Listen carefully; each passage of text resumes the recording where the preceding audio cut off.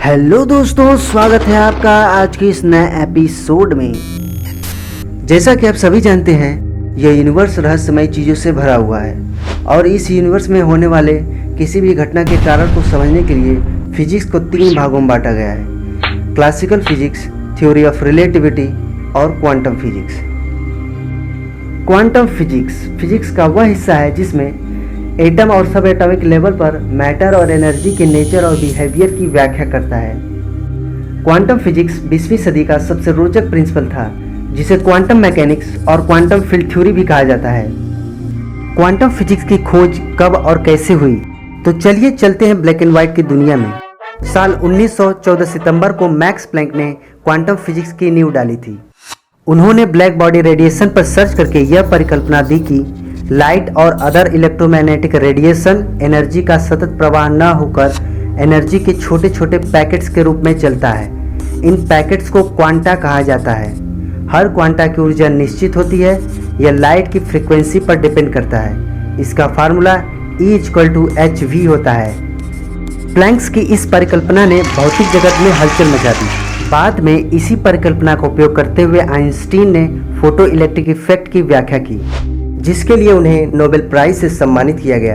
और quantum physics की स्थापना के लिए प्लैंक्स को भी 1918 में नोबेल प्राइज से सम्मानित किया गया।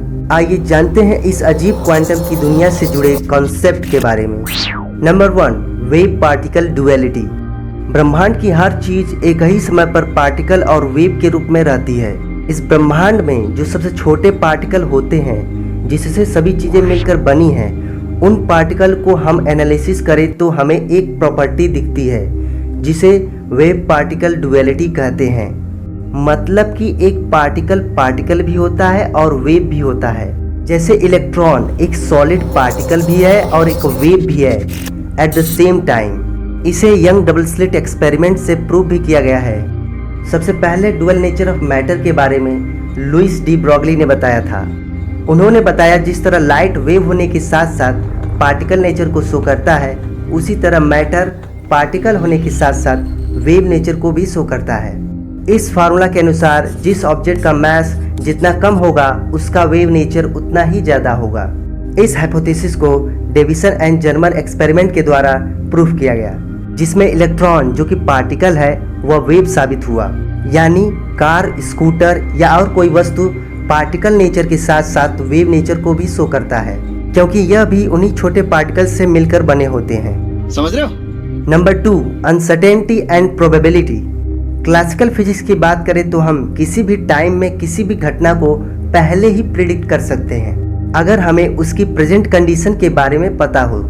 लेकिन क्वांटम वर्ल्ड में किसी भी घटना के होने की संभावना 100% नहीं होती, यानी कभी भी कोई भी घटना हो सकती है। इसके अलावा एक ही समय पर क्वांटम पार्टिकल की पोजीशन, मोमेंटम और एनर्जी जानना भी असंभव होता है।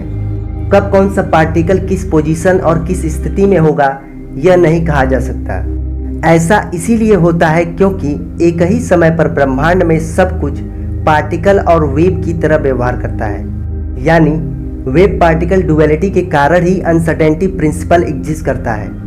हाइजेनबर्ग ने मैथमेटिकली ऐसे समझाया: delta x dot delta p greater than or equal to h/4π। यहाँ पर delta x error in position और delta p error in momentum है। अगर हम किसी पार्टिकल का एक्यूरेट मोमेंटम मेजर करते हैं तो ईरर इन मोमेंटम 0 हो जाएगा। इसके बाद इस फार्मूला के अनुसार ईरर इन पोजीशन निकाले तो उसका ईरर इनफाइनाइट होगा। इतना ज़्यादा ईरर होने के कारण उस पार्टिकल के पोजीशन में अनसर्टेनिटी बढ़ जाएगी। यानी उस पार्टिकल की एग्जैक्ट पोजीशन क्या होगी नहीं बता सकते। इसी तरह उस पार्टिकल की एग्जैक्ट पोजीशन पता करते हैं तो उसके मोमेंटम की अनसर्टेनिटी बढ़ जाएगी। Number 3, quantum entanglement.